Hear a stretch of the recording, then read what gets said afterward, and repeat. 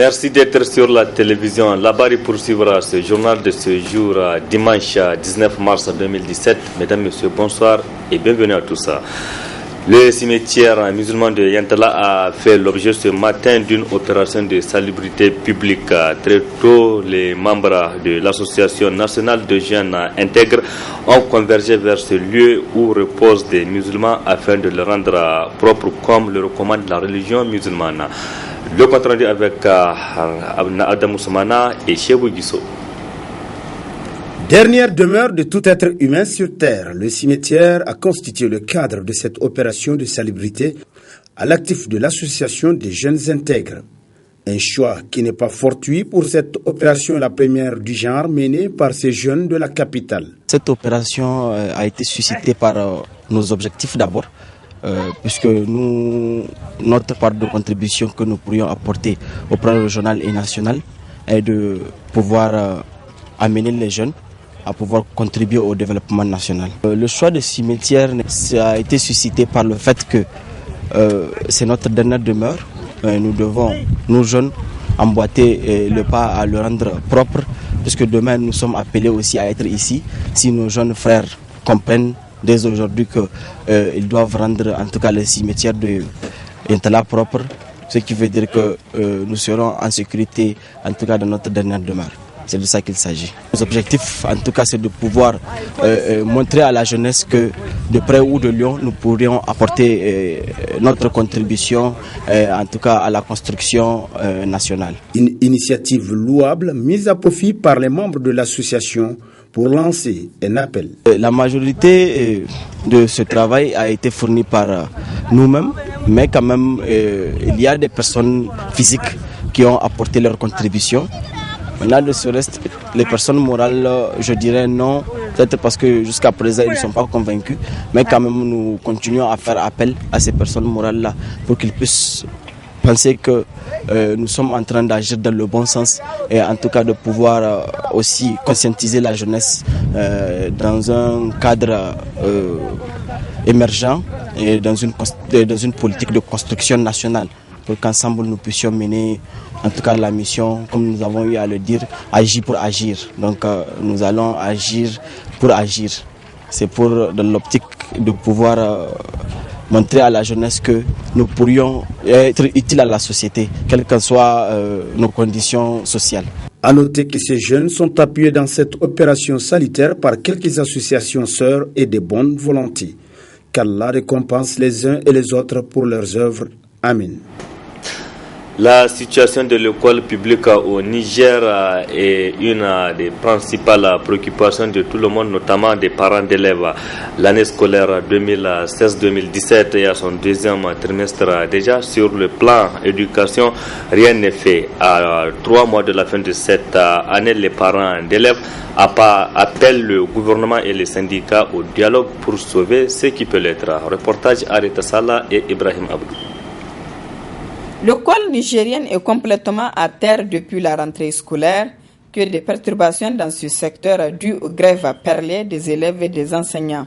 Une situation qui interpelle tout le monde selon Maître Mari Malam Daouda, parent d'élèves. Quand il n'y a pas l'école, nous avons tous les problèmes du monde. Il y a un connaisseur qui a dit, si vous voulez détruire un pays, ce n'est pas la peine de lui faire la guerre. Il faut agir sur son système éducatif. Si vous agissez sur le système éducatif d'un État, eh bien, vous allez le mettre sur le tapis. Je vous dis franchement, c'est ce que nous vivons. Un dicton de chez nous a dit que quand 2 éléphants se battent, c'est l'herbe qui en pâtit. Effectivement, cette herbe, ce n'est personne d'autre que nous, les parents d'enfants, et nos enfants nous-mêmes. L'école nigérienne aujourd'hui, la situation de l'école nigérienne est déplorable. Parce que tantôt, c'est les élèves qui sont en grève. Tantôt, c'est les enseignants qui sont en grève, les enseignants titulaires. Tantôt, c'est les contractuels qui sont en grève. Tantôt, c'est l'État qui n'honore pas ses engagements. Tous ces problèmes réunis font que, en tout cas, nous, l'école nigérienne, est franchement en agonie, pour ne pas dire qu'elle est morte. 2 trimestres sont déjà passés et rien n'est fait, surtout au niveau secondaire où les élèves attendent encore dans plusieurs matières.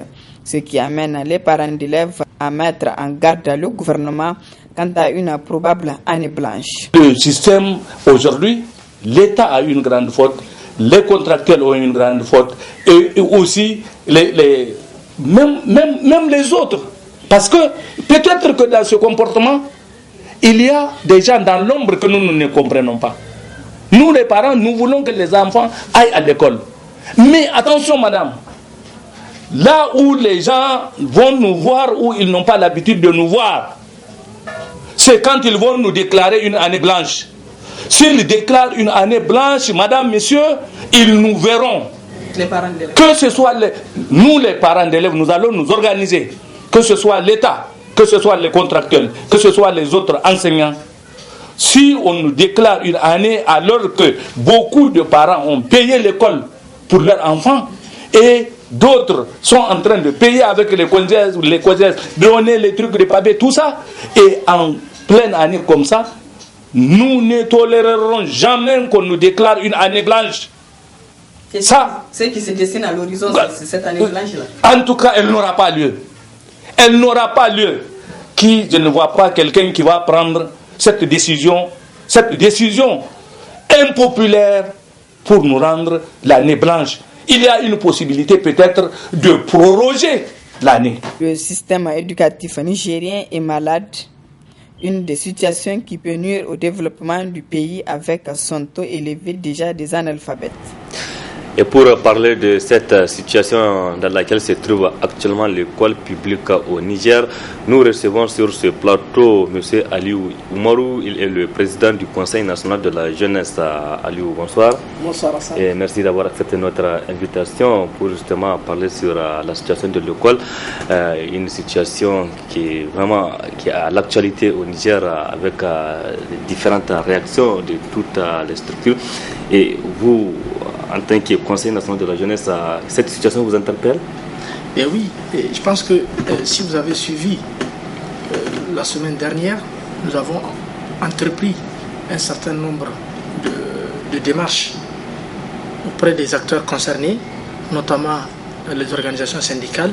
Et la semaine qui s'annonce, Inch'Allah, nous allons poursuivre ces démarches auprès des organisations syndicales, notamment la FUSEN qui va nous recevoir demain matin, et juste après nous allons prendre rendez-vous avec le ministre des enseignements primaires pour aussi échanger, parce que la situation actuelle de l'école nigérienne est chaotique, et nous qui sommes responsables de la jeunesse, qui sont en contact avec les élèves du collège, les lycéens, ceux des écoles professionnelles, les étudiants, en échangeant avec eux, nous voyons le mal qui guette l'avenir de ce pays. Il est indéniable que la question de l'éducation, c'est le socle du développement.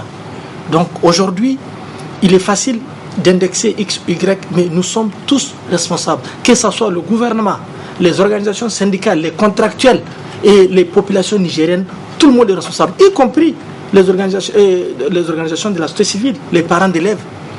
Aujourd'hui, les enseignants contractuels, c'est aussi des parents d'élèves.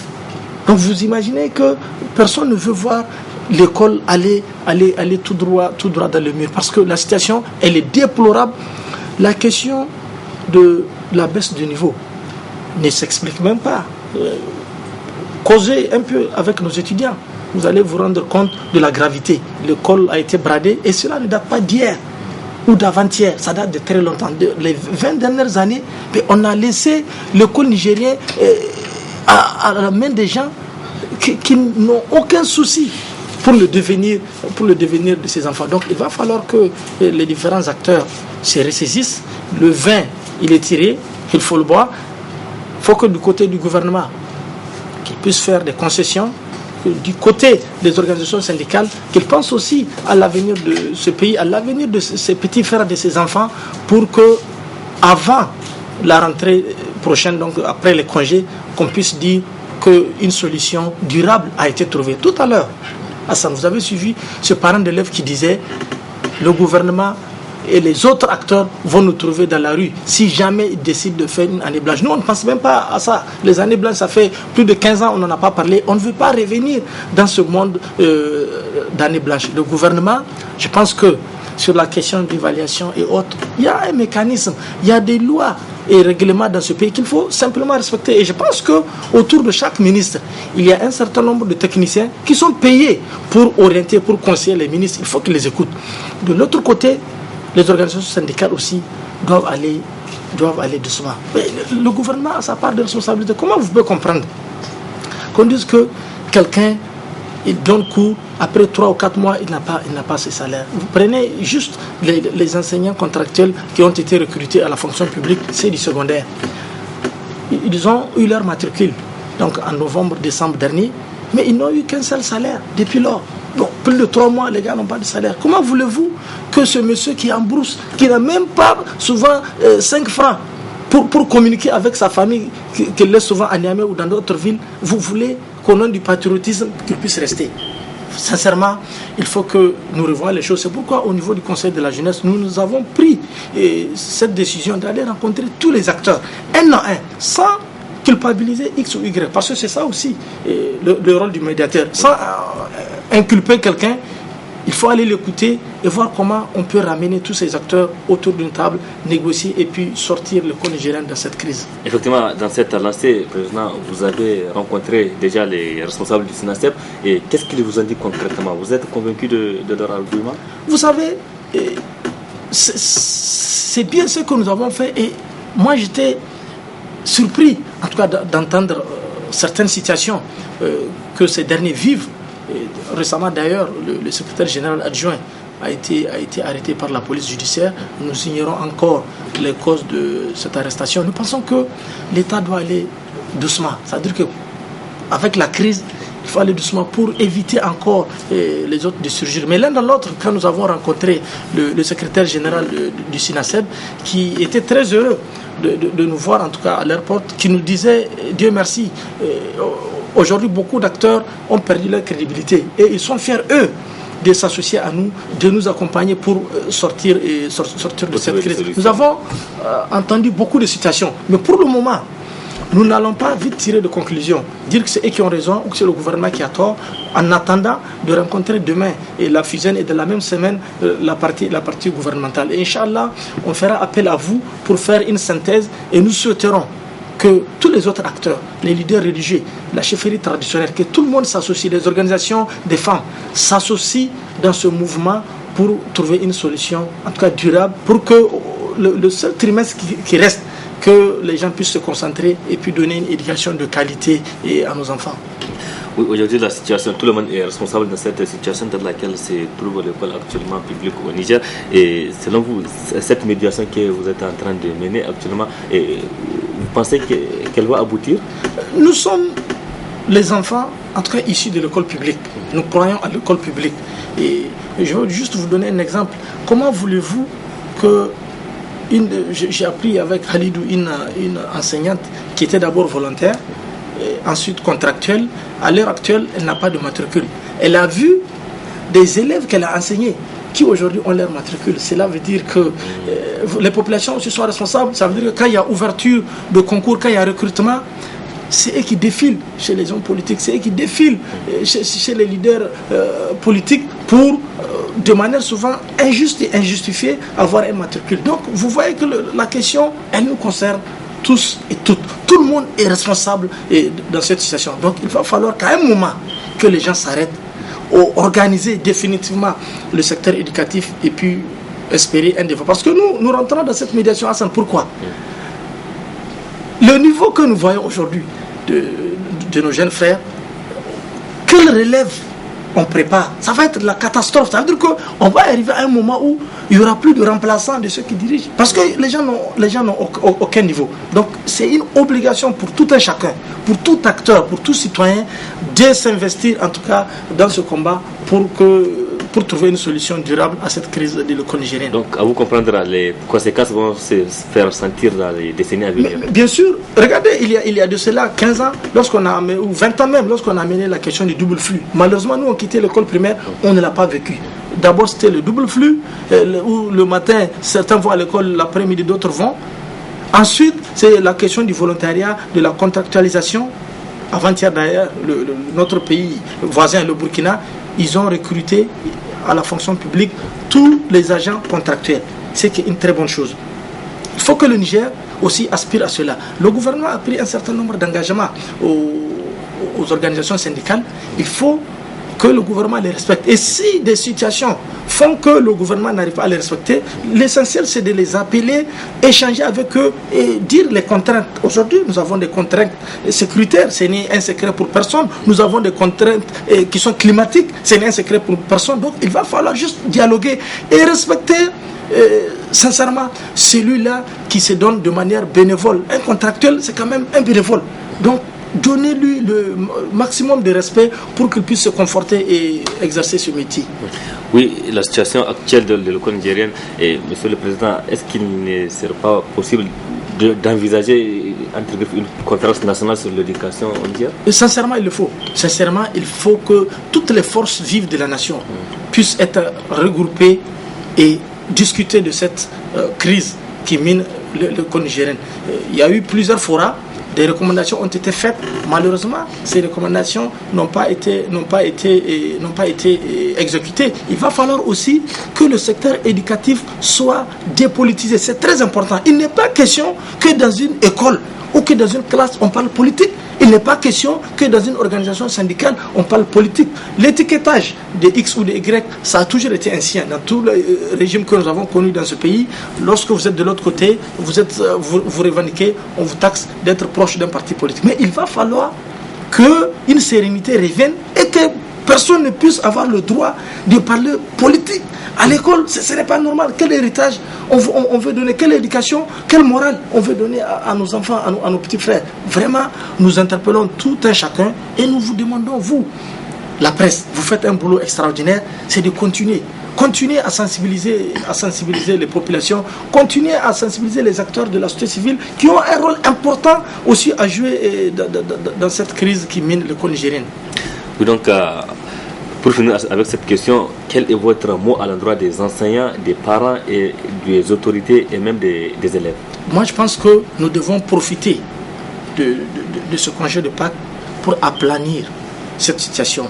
La question de l'évaluation, je pense que aucun enseignant aujourd'hui ne puisse dire à l'État que vous n'avez pas le droit de m'évaluer. Je pense que nous sommes dans un état de droit. Mais il va falloir que cette question d'évaluation se passe dans l'équité et en respectant les lois et règlements dans notre pays. Je pense que la fonction publique est une institution très organisée.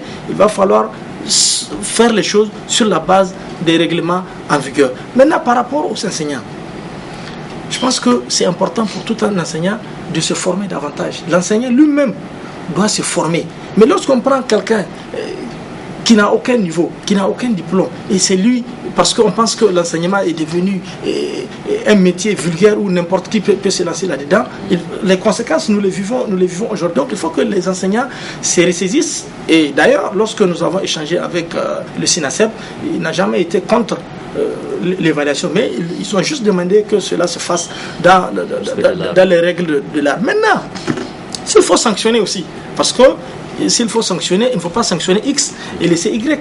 Parce que c'est ce que nous avons constaté, c'est-à-dire que des personnes, pour certaines affinités, sont sanctionnées, d'autres sont laissées. Ce n'est pas normal. Il faut que l'État respecte l'équité, l'égalité, et pour faire avancer les choses. Maintenant, pour le gouvernement, je pense que c'est une occasion en or de régler définitivement cette question. Il n'est plus question de reculer. C'est-à-dire qu'on veut évaluer pendant les vacances, pour ne pas que ça perturbe aussi l'année scolaire. Faites l'évaluation sur la base des lois et règlements. Nous avons des conseillers, nous avons des inspecteurs, nous avons des directeurs d'école qui sont habilités avec les instructions des différents ministres pour procéder à l'évaluation au cas par cas. Maintenant, ceux qui auront des insuffisances, l'objectif, je pense, n'est pas de les sanctionner, mais surtout de renforcer leur capacité pendant les vacances pour que pour l'année prochaine, en tout cas 2017-2018, qu'on ait des enseignants qui ont le niveau requis pour donner le minimum, en tout cas à nos jeunes frères. Maintenant, pour toute la population, c'est de ne pas stigmatiser, ne pas étiqueter le gouvernement, ne pas étiqueter les syndicats. Non, il faut que les gens soient lucides pour permettre à ces deux camps de se réunir et puis de sauver, en tout cas, l'école nigérienne à travers un dialogue sincère et durable. Espérons que cela soit, Monsieur le Président, autre chose, votre structure, le Conseil national de la jeunesse, a eu son décret, si je me rappelle bien, et il y a plus d'1 an de cela. Et après donc, la prise de ce décret, quelle est la suite? Ça devient l'actualité ces derniers jours. Vous savez qu'en octobre dernier, par décret 2015-545-PRN-MJ-S du 14 octobre 2015, le gouvernement, pour respecter son engagement vis-à-vis de la Charte africaine de la jeunesse, a pris un décret instituant organisation, création et fonctionnement du Conseil national de la jeunesse. Ce qui a conduit au mois de mars 2016 d'organiser les instances du Conseil national de la jeunesse. Donc les différents bureaux au niveau communal, départemental, régional jusqu'au niveau national ont été mis en place. Et il vous souviendra, parce que vous avez été à Dosso, pour la mise en place du bureau national. C'était le 17 mars 2016. Malheureusement, à la date d'aujourd'hui, nous sommes sans siège. À la date d'aujourd'hui, nous sommes sans budget de fonctionnement. Certains injustement nous attaquent, mais c'est le lieu de dire que nous n'avons eu aucune subvention de l'État pour pouvoir exercer cette responsabilité qui nous a été confiée. Donc comment vous faites fonctionner cette... Dans tous les cas, pour nos rencontres, nous sommes dans la rue, souvent nous empruntons des salles de réunion d'autres institutions, ce qui n'est pas crédible, ce qui n'est pas bon pour l'image que le chef de l'État veut donner à sa jeunesse. Parce que prendre un décret, contrairement à beaucoup d'autres pays, ils ne l'ont pas fait. Beaucoup d'autres pays dans la sous-région n'ont pas pris de décret pour mettre le conseil. Mais ils ont des sièges, ils ont des budgets conséquents. Pour nous, ce n'est pas le cas. Le président de la République, pour manifester sa volonté, et le Premier ministre s'est beaucoup battu, nous avons eu notre décret. Mais il va falloir que le ministère en charge de la jeunesse puisse se battre pour nous doter de ce siège. Parce que, M. Hassan, en janvier dernier, nous étions à Tawa et devant le Premier ministre, le ministre de la Jeunesse et des Sports nous a pris l'engagement que dans les jours qui suivront, nous aurons ce siège. Bon, nous sommes à 3 mois de cet engagement, rien n'a été fait. Les gens nous taxent, mais nous n'avons pas les moyens de notre politique. Donc il va falloir que pour respecter les engagements du chef de l'État, que le gouvernement s'active et nous mette dans des conditions qui vont nous permettre de travailler et de défendre valablement la jeunesse nigérienne. Donc en attendant, on peut dire que le CNJ il est un SDF. Nous sommes SDF jusqu'à preuve du contraire. Ok, merci Aliou Oumarou. Je rappelle que vous êtes le président du Conseil national de la jeunesse. Et merci d'avoir accepté notre invitation et certainement nous aurons le temps de revenir sur le fonctionnement de votre structure. Et merci d'avoir accepté notre invitation. La suite de cette édition. Soirée culturelle samedi hier donc du complexe scolaire privé L'Élite. Elle rentre dans le cadre des activités culturelles et sportives. L'initiative est celle de l'association des élèves de ce complexe. Le point avec Abdelrazak Hamidou et Abdel Nasser Seydou. Comme les années précédentes, cette année encore, le CSP Élite n'a pas lésiné sur les moyens pour offrir non seulement à ses élèves, mais aussi à tous ceux qui avaient effectué le déplacement, une fête inoubliable. Je suis très fier, je suis très satisfait de leur mobilisation. Je suis vraiment très fier. Ça va être l'occasion, en tout cas, qu'il y ait une certaine détente entre eux et l'administration. N'eût été mon âge, je serais resté avec eux pour une bonne partie de la soirée. Bon, mais maintenant, je les laisse s'amuser entre eux. Dieu fasse que tout se termine en paix. Une fête réussie, comme on dit, après l'effort, c'est le réconfort. Le fondateur nous exprime sa fierté.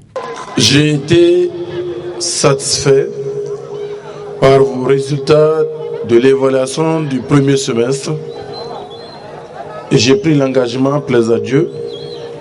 Si vous me faites 80% ou plus de réussite au BEPC au bac, ça va être l'apothéose. Vous devez comprendre que l'administration et le corps professionnel se sont investis et s'investissent corps et âme pour que vous réussissiez. Et vous devez savoir que ma seule satisfaction, c'est de voir un score très très honorable aux examens. Cela fera ma fierté. La fête, la distraction, oui, mais avant tout, les études d'abord. Pour moi, le travail, et à part le travail, il faut travailler, mais après le travail, il faut récompenser. Et j'ai été satisfait par les fortes moyennes qu'ils ont engrangées ce semestre. Le comité d'organisation composé en majeure partie d'élèves de l'établissement était aux anges et les artistes ravis de l'organisation. Je la trouve très bonne, j'ai beaucoup aimé, j'ai vraiment beaucoup aimé leur soirée. Tout le monde apparemment que tout le monde est en train d'aimer, donc nous on est satisfaits là-dedans. Ça a réussi, ils se sont mis à fond et que vraiment pour une première fois, je tiens à les remercier. La soirée se passe à merveille. Je dirais que cette soirée était très exceptionnelle. Je remercie tous les membres du comité qui nous ont abordé cette chance d'organiser une soirée culturelle comme jamais vu dans les écoles privées. On est très satisfait. On ne s'attendait pas à un nombre et un effectif. Et vraiment, c'est un miracle. Je peux dire que c'est très paradoxal parce que nous, au début, vraiment, on ne savait pas que l'élite est un établissement très connu. En tout cas, ça a été bien. On ne s'attendait pas à un effectif comme ça, mais on tient vraiment à remercier encore le public d'avoir assisté à notre soirée. En tout cas, nous les remercions. Des artistes et des prestations comme si l'on pleuvait, un public survolté. Tout était au rendez-vous pour cette soirée culturelle riche en couleurs, en sons et en émotions. Du 18 au 19 mars, la cour du CSP Bosso a servi de cadre pour le tournoi de taekwondo du premier arrondissement communal de la ville de Niamey. Le tournoi est organisé par les responsables de cette discipline au titre de cet arrondissement avec l'appui des autorités municipales Niamey 1. Ce tournoi est dédié au maître Ouseni Togeni, si vous plutôt. Plus de 200 jeunes taekwondo-in du premier arrondissement communal de la ville de Niamey, dames et messieurs, participent à ce tournoi de mise en jambe. C'est une compétition qui regroupe tous les clubs de taekwondo de la commune 1. C'est une compétition communale qui va nous permettre de détecter les talents des jeunes combattants, bientôt les futurs combattants pour la commune, et bien qui vont représenter dignement le pays dans le futur. Les catégories gardées sont moins de 25, moins de 30, moins de 35, moins de 40, moins de 45, ainsi de suite. Les catégories seniors sont les catégories moins de 54, moins de 58, moins de 103, moins de 114 et plus de 114. Toutes les catégories sont concernées. Les responsables techniques communaux de cette discipline se réjouissent du niveau technique des athlètes. Au niveau technique, je peux dire que c'est très appréciable. Vous le savez très bien, dans le monde entier, aujourd'hui, le taekwondo nigérien commence à progresser. Vous le savez très bien. Donc maintenant, les mêmes responsables de clubs qui sont en train de former, ces gens-là, ce sont eux aussi qui sont formés. Nos grands combattants qui sont à l'extérieur, vous le savez bien, comme Alphaga et autres. Donc ceux qui sont en train de cartonner ailleurs, en Europe ou bien aux États-Unis, c'est les mêmes responsables qui sont là aujourd'hui en train de former les jeunes aussi. Je suis très satisfait parce que je suis le directeur technique de la commune 1. Et au niveau de l'organisation, vous savez, vous voyez bien, depuis le samedi jusqu'à aujourd'hui, le dimanche, aucun incident. Donc l'organisation est excellente. Je profite aussi pour remercier tous les organisateurs, tous les responsables des clubs, y compris nos grands maîtres qui sont là dans la commune. Nous les remercions infiniment de nous avoir épaulés et de nous aider aujourd'hui. Nos parents d'élèves, nous les remercions infiniment. Nous voudrons qu'ils nous donnent encore plus de confiance pour que nous puissions vraiment relever le niveau de ces jeunes athlètes. Des coupes et des médailles ont été attribuées aux meilleurs de chaque catégorie. Pour les organisateurs, l'objectif est atteint. Point final de cette édition. Merci à vous qui l'avez suivi. Restez en compagnie du programme de la télévision La Bari. Au revoir, excellente nuit à toutes et à tous et surtout bon début de semaine.